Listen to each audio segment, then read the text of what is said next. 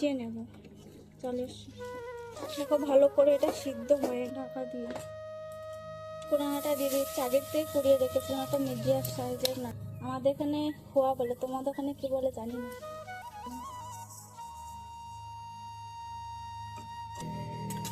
মিশিয়ে দিচ্ছি, আঁচটা এখন বাড়িয়ে দিলাম, তুলে নেব, তুলে নিচ্ছি।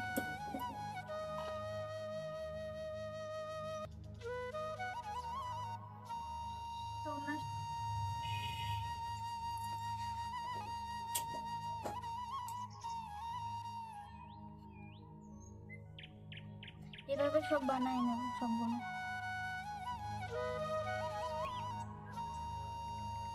গ্যাসটা জ্বালিয়ে নি,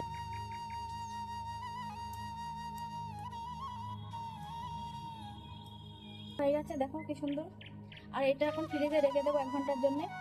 আর ঠান্ডা হয়ে গেলে এটা খেতেও খুব ভালো লাগে, একদম নরম নরম।